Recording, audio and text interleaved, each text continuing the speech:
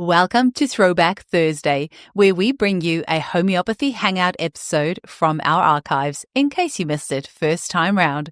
Because this episode may be a couple years old by the time you hear it as a throwback, some of the special offers, links, or content may not be valid anymore, so please keep this in mind when listening. You're always welcome to reach out to us at info@eugeniekruger.com. Enjoy the episode. Today's guest is Nimisha Parekh, who also featured on episode 60 of this podcast when she shared with us about the Narayani Remedies, which actually turned out to be one of our most popular episodes of all time. I am sure that today will be no different, as she will be sharing with us about the amazing Banerji Protocols.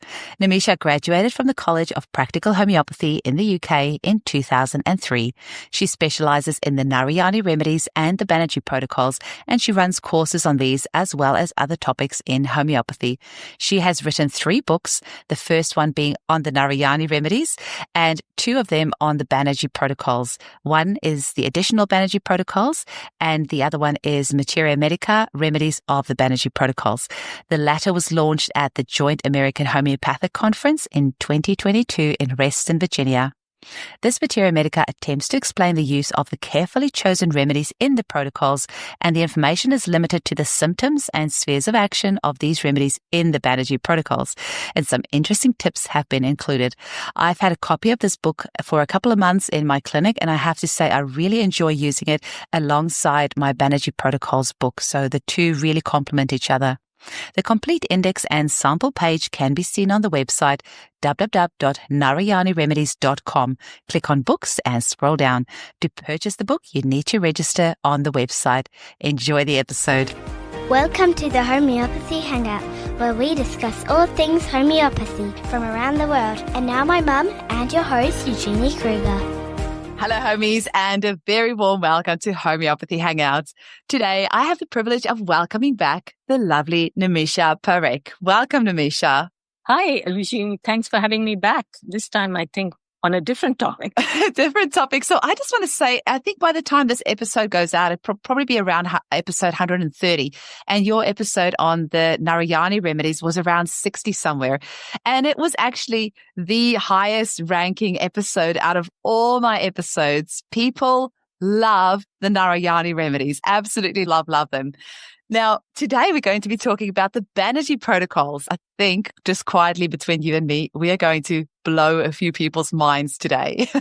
So those that haven't heard about the Banerji Protocols, this is something else for you to really dive in and expand your mind even more. So I want you to listen to this episode with an open mind, and especially if you're classically trained, just don't immediately discard the information that we're going to be sharing today, because you could have a client in your clinic that you are really stuck with, and one of these protocols might just be exactly what they need. Nimisha, I'm not going to ask you how you were introduced to homeopathy, because people can go and listen to the other episode that we've done. Let's get straight into how did you discover the Banerji Protocols? Actually, your introduction was going to be my conclusion to fellow homeopaths, because I think more and more people are getting aware of the Banerji Protocols. So you'll have patients coming saying, they either ask, are you familiar with the Banerji Protocols? Or they're looking for someone who practices using them, and be open to that. Just read up a little bit, maybe get the book, the original Banerji Protocol book, and you'll find it's actually a really great place to start your prescription. And I think we've talked about that previously as well, that it's the modern homeopathy is the layers method, and the Banerji Protocols go in the disease layer, the top layer.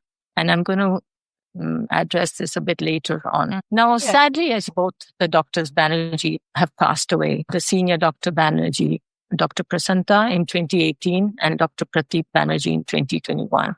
And they've been a tremendous loss to the homeopathic society. The clinic is now being run by Dr. Pradeep's daughter, who actually visited in 2017 with her grandfather. Her name is Isha Banerji, and she recently qualified as a homeopath. I have been in touch with her, and she has reassured me that the clinic is running well, with the same numbers of patients, like 1,000 to 1,200, because she's got the team, the whole team still there. And if you go on their website, if you Google legacy to homeopathy, there's pictures on the link. And the one on the stage is some family members with the dignitaries, and the rest is the team. So I think they have at least 15 well-qualified homeopaths in the team. And that's how she's able to just pick up. And how did you first discover the protocols? Like, when did you first hear about it? Enough through the Narayani Remedies. In 2015, I have a really good friend, Yuko Yabiko, who used to go to Holland to listen to the Banerjis. They were hosted by Eval Stoughton at that time. And she kept on bugging me. She used to come to my Narayani Remedies seminar. She knew I used to organize seminars, and she used to bug me, come and listen to them and maybe have a stand. And I just couldn't afford it. I couldn't afford the price of the seminar, the transport, whatever. So I never went, much to my regret. I wish I had gone that time. But in 2015, she kind of said she wanted to invite them to the UK to do a seminar, but she didn't have the capacity, and could we do it jointly? So I used to visit India a lot, and I actually flew out to Calcutta personally to invite them because she wasn't getting much joy with the emails. And that's how it all started. So they did their first ever seminar in the UK in 2016, and Nico and I jointly hosted it. So that was great. We had about 100 homeopaths, and a couple of them actually flew in from Germany and one from US as well. And that year, actually, they were celebrating 150 years of homeopathy in their family, and they were having a big event. And I was invited to this event, but I couldn't make it because I was just finishing a seminar. So a couple of weeks later, I called Dr. Pradeep and said, how did it go? And he says, well, I didn't, because the chief guest was the then President of India. Wow. Dr. Pranab Mukherjee. Yeah. And he was taking a walk. So this event was on Monday, and he was taking a walk in this presidential palace, and he had heat stroke. So he calls them and says to reschedule it. So Dr. Pradeep says, we can't cancel it. We have to reschedule it. So he was quite a joker. He said, I had to stand on the rooftop of our clinic and with a megaphone and say it's cancelled. Yeah.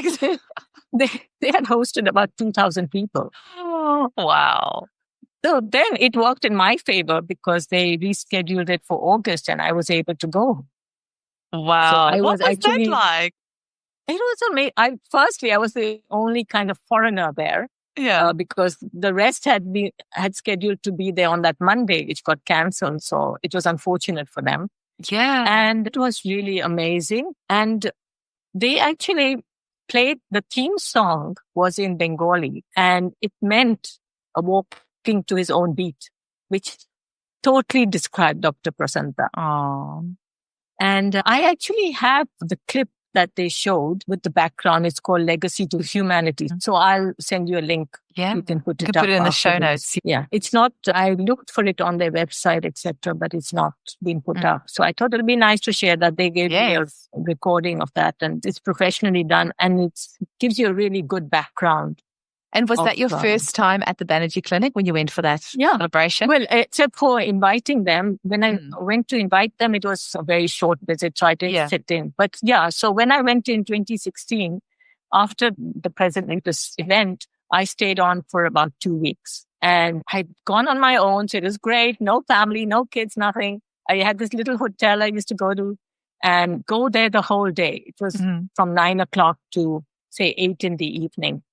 Because what they had was they have a morning clinic and that stops at around 3. And then they have an evening clinic, which is from 6 to 8. At that time, the evening clinic was in a different location, which was the original clinic, which was really sick. There were no toilets, nothing. You just sat there and behind the desk, and you would have about 300 people coming. Wow. So that was the original one. This one, of course, the day clinic is very sophisticated. So when I went back in 2018, they had moved everything to one premises. Okay. So you had homeopaths basically working the whole day. Some of them had shifts. So they would go, but then the evening shift would be covered. Dr. Prasanta, actually, I really benefited because he would get in at 9 o'clock and the patients would be around 10 o'clock that he started seeing patients. So we would sit together, have a cup of tea, and then he would tell me all his stories. And some of them I've heard over and over because he would say them. But it was just great. And I used to get quite emotional even when he used to present because my mom was the same age. He was in his 80s. And how someone at that age to come and travel to the UK and just have one day's rest and then just go for it was just amazing. So I used to sit with him and maybe ask him some questions about protocols, and he would share his stories. And his favorite one was how he was born. He was doing homeopathy from the time he was born, which didn't make sense. But he said because his father was a homeopath, and he said, I was surrounded by all these homeopaths when I was born. Exactly. So basically, it was from the day he was born. Work long hours, Yeah, they work crazy hours. Did his dad also use the Banerji Protocols, or when were the Banerji Protocols introduced? They were formalized by Dr. Prasanta. Okay. And Dr. Pratik. And what sort of drove them to do that? I think when there's the book, and I've got it open here. So in the preface, which is on page 9, the Roman numerals, it actually gives the reasons of them putting together these protocols and their aim. And one of the things was that obviously, like we know, if you have 10 homeopaths, they'll come up with 10 different remedies. And they wanted to standardize this and have credibility in the science field. Because they said it's funny because when Dr. Prasanta came in 2017, a friend of mine interviewed him. And I don't think she ever broadcast that interview because you homeopaths are the ones to blame for this bad rap that we've got. Yes. Because you've got no evidence-based documentation. It is growing now. And I think that was his big beef with us, that formalize it, do the numbers, and one of the things was, it's interesting, and I like to say that nobody can call themselves experts in Banerji protocols except the doctors Banerji. And possibly the people who have been working there for 10, 15 years. So I know they're homeopaths who are very good at marketing themselves, but they're not experts. I think it's almost an insult. Yes. To call yourself because I've been there, I've seen the kind of effort behind these protocols. It's not just this for this. And that's what's led to my Materia Medica book as well. Because I wanted to understand that how did they come up with these things? And of course, when you ask them, they weren't there to teach us homeopathy. They didn't have the time. So the answer would be, it's from my experience, which is true. But the doctors who actually work there, they're all known as doctors because they've undergone 5 years of training, which includes medical training. And then they are hired on a 3-year basis, that they have to be there for at least 3 years. Okay. To learn the protocols. Because they laugh about it, but they basically say, we are told, forget everything we've learned.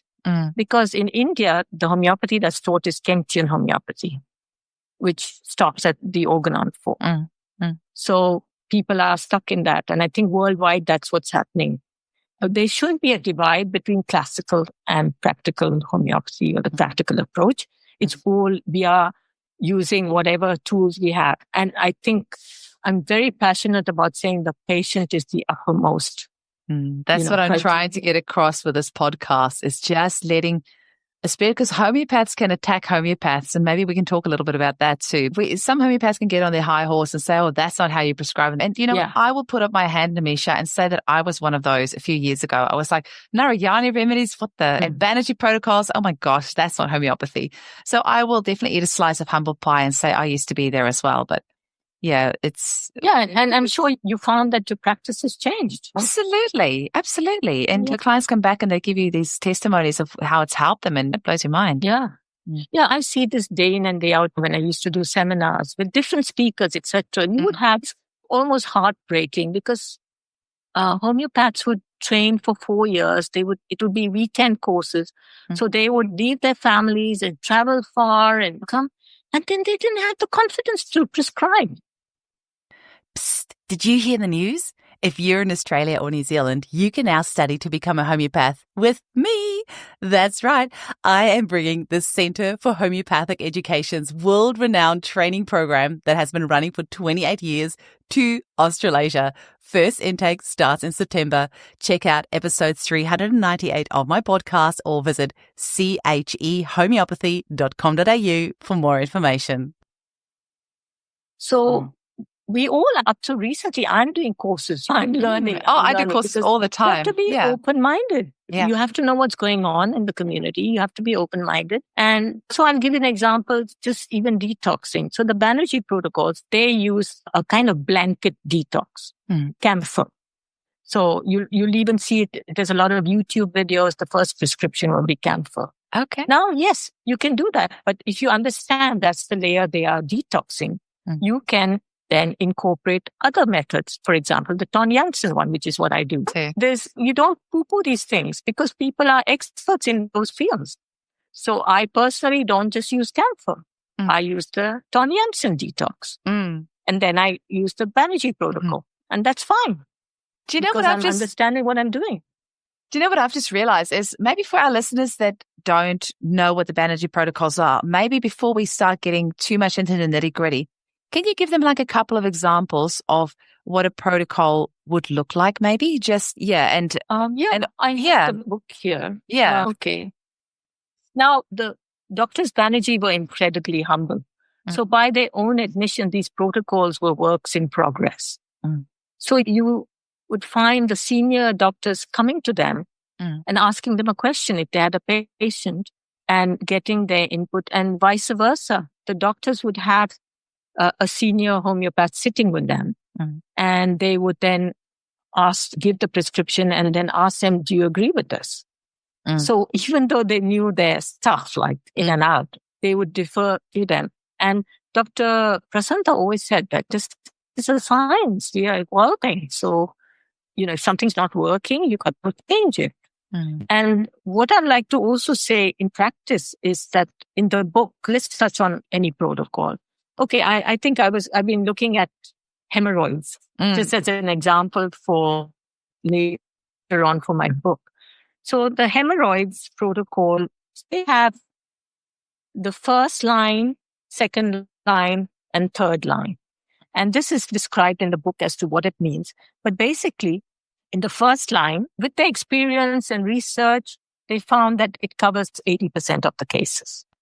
Did you hear the news? Our annual sale is happening on Friday, the 17th of October until Tuesday, the 21st of October, 5 p.m. Australian Western Standard Time. Grab yourself our world-class kits, single or combination remedies, Narayani's tissue salts, and so much more, all at incredible prices. Visit eugeniekruger.com. And then if that doesn't work, you have the second line, which covers 20%, and then whatever else. But in practice, what happens is, even though it's a quick consult, the patient will be asked certain questions. And you could have something from the first line and something from the second line because the practitioner feels that actually fits them better. Okay. Or the frequency is better. So this is, again, they're not set in stone. And that's where your expertise as a homeopath comes in. So a typical prescription is sulfur 200C, 1 dose every alternate day. Nux vomica 30C, 1 dose daily. So that's the protocol. And then they have, if it's a very acute condition, they use a combination of sulfur 200C and Britannia 200C in case of acute pain, which you can get. So they're addressing it at different levels. The one every alternate day is almost like a miasmatic prescription for the sulfur. The Nux vomica is for the daily therapeutic. So in this case, the third line is Aesculus. And we'll come to that when I come to my book.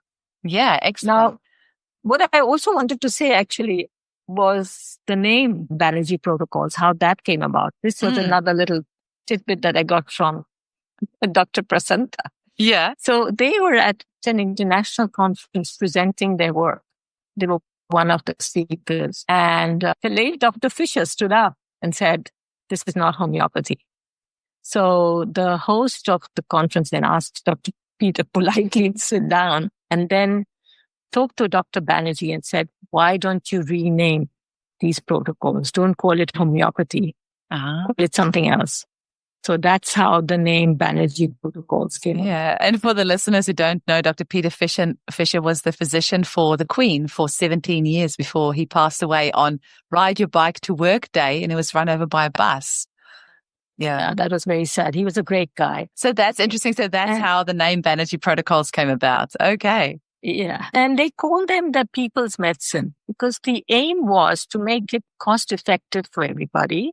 At the clinic, the maximum charge is 1,000 rupees, which is like $10. And that's for doctors Prasanta and Pratik. And the other ones who charge 300 rupees or whatever. This is very basic charge. They wanted to give the homeopaths a tool where they could make a decent living. Because there's thousands of homeopaths in India. And you'll find them working in little clinics, either in a room tied up to a pharmacy or other clinic. And if you're very classical, you can't see more than 5 or 6 people and you can't make a living. So this was the aim, that the homeopaths could have a tool where they could make a decent living. And as I mentioned, that Dr. Prasanta wanted this he calls it a ready rectum. The book is called a ready rectum. Now, when you look up the meaning of ready rectum, it means it was used in 1757 as a trader's most useful assistant. But in India, it's used now for real estate because people can lie about the value of the property or etc. So the government has set a minimum price on which real estate transactions are based. And that's called the ready rectum. Okay. So Dr. Prasanta and Dr. Pratik have said this book serves as a ready rectum to practicing doctors for the treatment of various diseases. So how would you suggest that practitioners use the book? Because I know, like in my clinic, when I've given somebody like several remedies and it feels like nothing's worked, then I pull out my Banerji protocols and I'm like, that's it, just throw one of these protocols there. Or if there's a particular protocol that I know works really well, like I know the hemorrhoid protocol works really well, then I will use that. So how would you suggest that practitioners use it? And also, maybe we can start like edging into that part. Like, how can home users use the Banerji protocols? And do you recommend that home users use them? I know home users are using them, What I think, so this question about provings comes up. I've seen Facebook groups where a person says, I think I'm proving a remedy. And I did ask Dr. Prasanta about it. I said, because they repeat it so much, what about proving? Now, if we know the basic principle behind provings, what is it? That it's supposed to be the provings are supposed to be done on healthy individuals. And there's actually a really good webinar on provings, which I listened to recently, and what's involved in it. It's a lot involved in it. So he says if they're ill, they can't prove the remedy, which makes total sense. So I think in terms of home users, they need to have some knowledge and they need to know when to start the remedy, which can get tricky. I think we've been training for years, so there are some protocols, yes, that you can immediately use. So I was looking at this and I looked at, I think one of the chronic, you asked if they can be used for any chronic situations. And I looked at the chronic kidney disease. Now, I feel that if you have markers that you can compare, so for a kidney disease, you look at the urea levels and the creatinine levels. Now, if you are using the protocol or if you don't have any other help and you find the markers are decreasing, then you're on the right track. Exactly.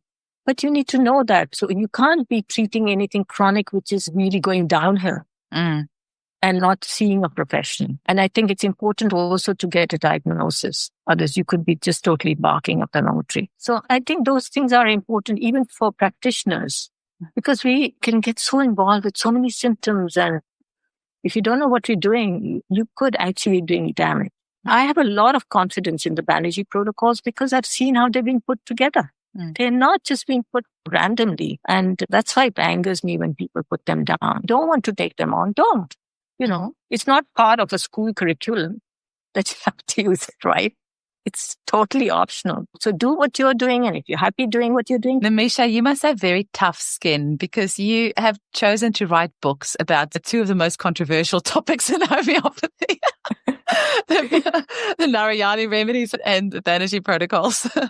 Yeah, and I'm still standing. Yeah, amazing. And so, interestingly enough, this thing about the books, especially the Materia Medica book, what happened is I think we talked about this briefly before, is that I wanted to know the real meaning of Materia Medica, like how do I express it?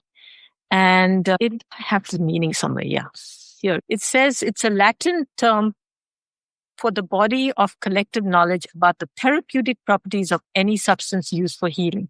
So that was it was used from the period of the Roman Empire until the 20th century.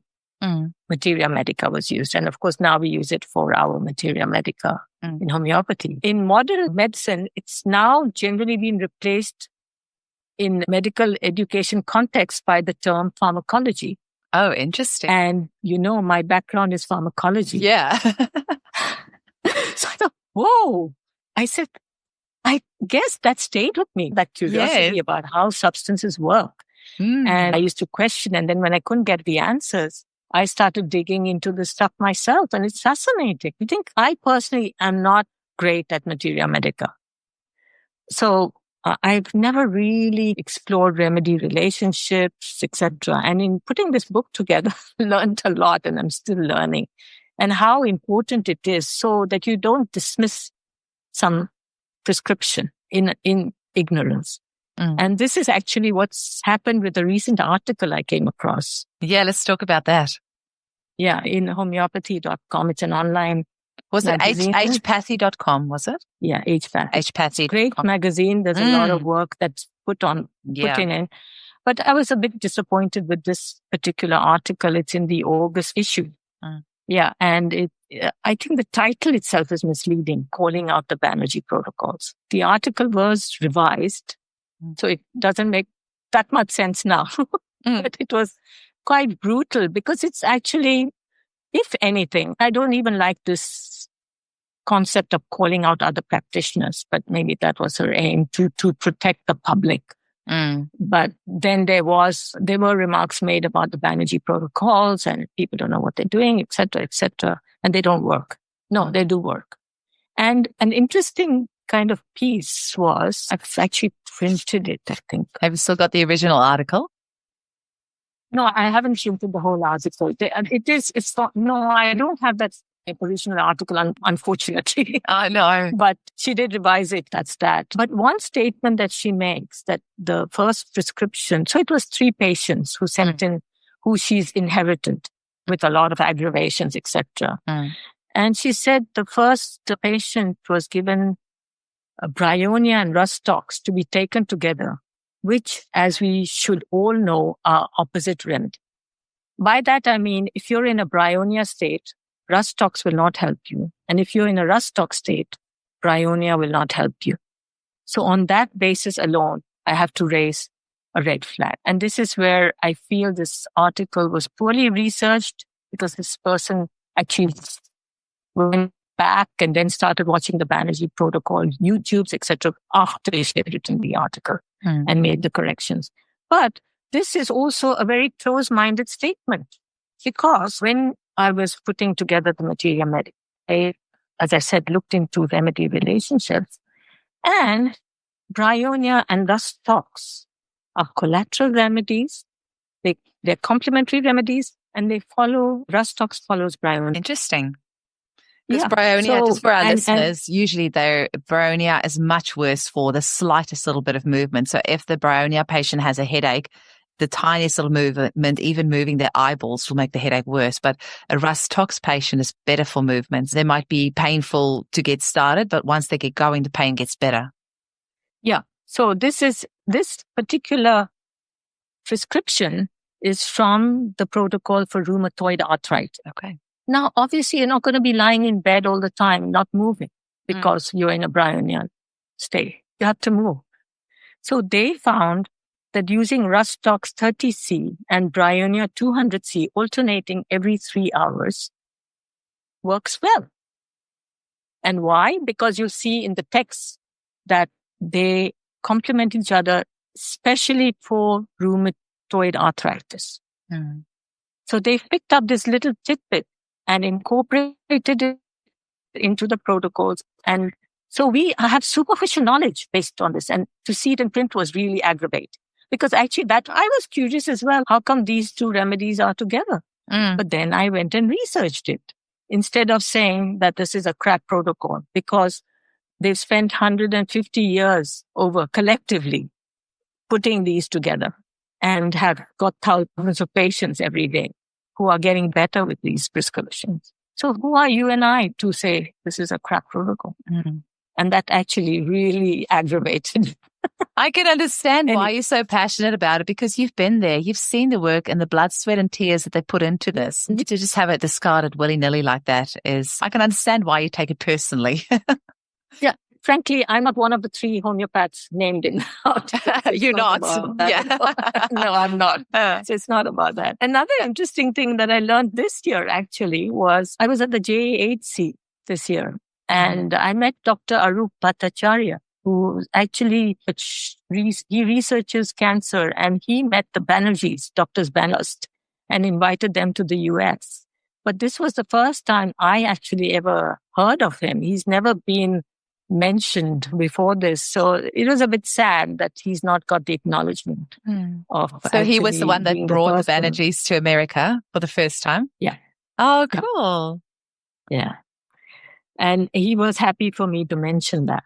Oh, because he's never received. A very nice person as well. Going back to, actually, I went 2016 and then I went back in 2018 with a gentleman who wanted to see how the clinic was run and spent 2 weeks there. And I wanted to say that because I was trained at the College of Practical Homeopathy, I was already prescribing quite a bit along these lines, not the same remedies. But after the first time, I had time to go back and go over stuff. I invited them for 2 seminars. I got to know things better. So I didn't have to spend weeks and weeks, frankly. And it became actually a fun exercise because I would sit with the acutes as well and then just think in my head, oh, what's the prescription going to be? And it was fun when you guessed it right, of course. And if you didn't, you learned something. Yeah, exactly. So I decided then I had actually met Dr. Prasanta in Germany that same year. He was doing a conference there.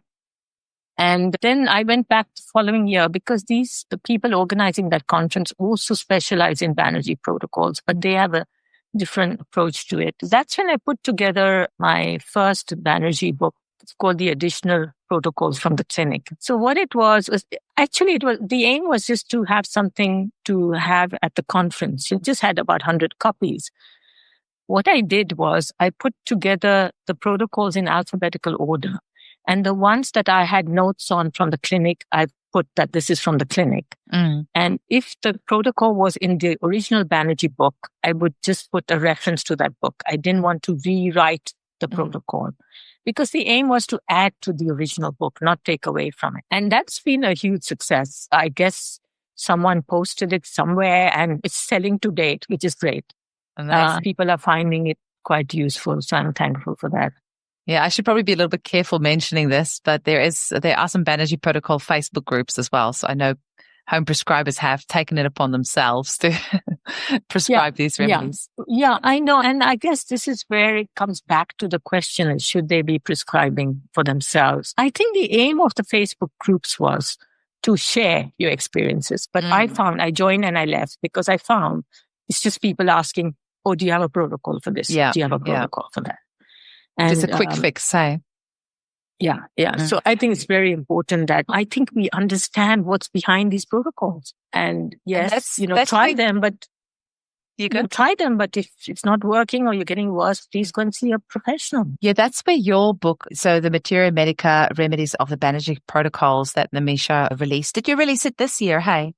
Yeah, at the JAHC. At the JAHC. Give myself the deadline because I was going on and on and on. Oh, awesome. I've got a copy right here in my hands. But what's really nice is you explained why the Banerjis used certain remedies in the protocols. And I think that's really lovely. I love that you have pictures in the book as well. I think that's a big problem with a lot of Materia Medica books, that there's not a picture of the source because I am always really surprised when a homeopath doesn't know what a remedy is made from. I interviewed somebody the other day and they mentioned a remedy and I said, oh, this is a remedy made from that. And they didn't know that's what it was made from. Like for me, the first thing that I always learn is what is the remedy made from? It's fine that it's called Cardius Marianus or whatever, but what is that actually made from? Because that gives you so many clues as to what the remedy can help with. And so I love that you've got the pictures here of the source, and I love that you explain here why they would have used that. Yeah. And also when there is something like cocculus, for example, it says here, though not used in the Banerji clinic for sleep problems, cocculus is a big remedy for ailments from loss of sleep. So you explain why these things are here, which is really nice. And it's really easy to read. I like that it's spiral bound, makes it easy to go through because it's quite a thick book. Yeah. And it's you always use lovely quality paper because your Narayani book's got lovely quality paper as well with the spiral bound. Makes it really easy. So what I also actually did was also write which kingdom they are from, whether it's a plant kingdom. Oh, because I find that's a good learning tool as well. I recently got into a couple of years, the JAHC's learning, which is really interesting, and where you talk about the different kingdoms. And there's a lot of information on the plant kingdom because those were readily available. The plants were easy. And again, getting back to provings, one thing we have to remember is Hahnemann did provings on himself. 120 he was the only of them. prover. Yeah, exactly. So we can't get too caught up in all this. I hear you, Nimisha. As homeopaths are a strange bunch. No, aggravation. So I have recently a patient, I'm sure she's going to be listening to this, but I had this prescription. She's lovely and I keep in touch with my patients. I have this thing where I have a package and then they can be in touch with me because I want to know what's going on. And she said, oh, I've got this. She had this skin eruption. And what should I do? And I said, just stop all the remedies. And then she thought about it. We talked. And then she said, I think just before that, because I would always ask, what have you changed? What have you introduced? She had introduced her herb by herself, a supplement. And she found she was allergic to that. And that's, of course, the thing. Now, you can get really, if you don't have that information, you think it's an aggravation, etc. But yes, you will have reaction to the remedies. But if it's done properly, they aren't aggravations with the protocols. Or they are managed, you can manage them. Just stop the prescription and see what's really going on. Exactly. That's what another thing, actually, the same patient just recently wrote to me because she's on a heart medication. She can't stop. So we're doing a detox, etc. But when she gets itching, she's using ant crude 6C, and which is in the Banerji Protocols. They use it for any itching. So we don't need to really know, repertorize it, etc. It just works that it's drug-induced dermatitis. So any drug that's causing this and crude will help with the symptoms. Yeah. Very cool. Nimisha, is there anything else that you want to share with our listeners before we finish off? I feel like that time just flew by. Is there anything else that you want to share with the audience? So maybe if somebody's a little bit hesitant about using the Banerji protocols, or if they want to find out more, or what message do you want to get out there for them?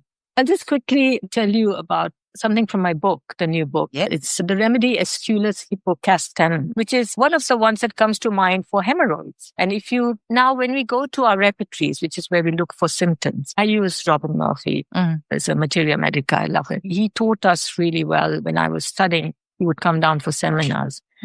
And he used to always say, fix what the person has come for. Yeah. And this is actually what the Banerji protocols do. They are not, you don't need to go and find out whether like hot drinks, etc., because you are just treating that layer, what they've come for.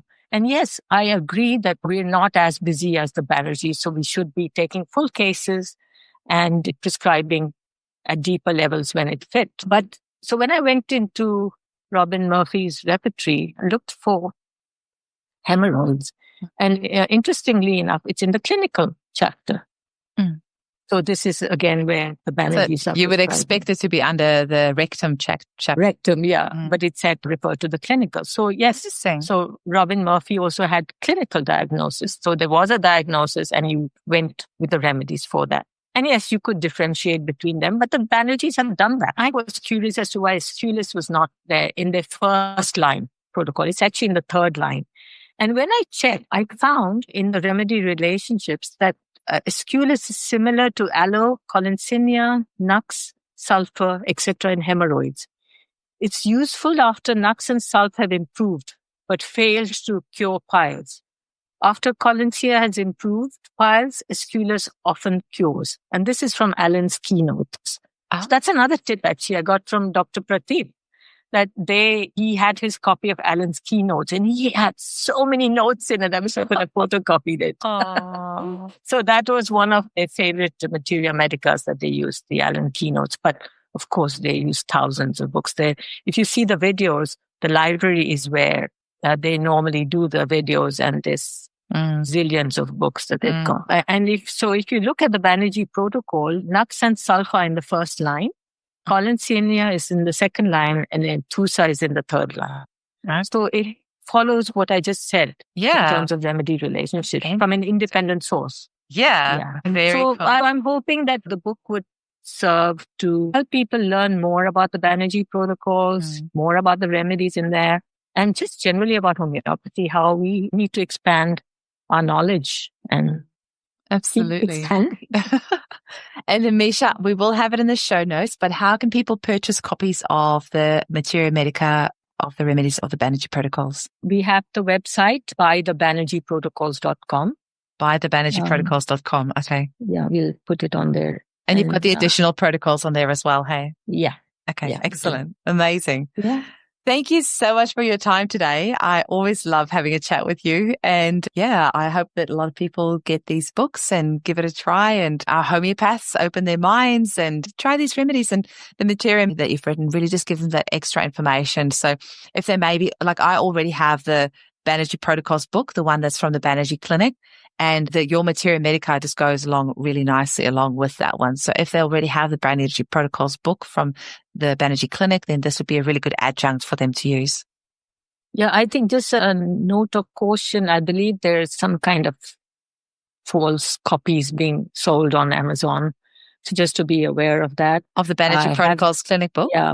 Okay. Yeah, I have addressed it with Isha, and I was told that they're looking at the legal aspect of it, but I think it's still going on. So just to be a bit cautious. Yeah. I don't think they have the infrastructure to send the books out themselves. It's a pity, because I paid over $200 for my Banerji Protocols book from the clinic. Yeah, I think I got it from America because it's not that readily available. So I can understand why somebody copied it. It's obviously not on at all. And Banerji so just to be I think it's being sold for $40. Yeah. Far out. But I would say that if you are using the protocols, get that book and go through each page. Yeah. Because you can miss, everything's there, the background, etc. Don't skip it, because all that is so important. Amazing. Yeah. Thank you, Nimisha. Thanks so much. I really appreciate you sharing this with us. Have a wonderful day. Thank you. You too. Bye.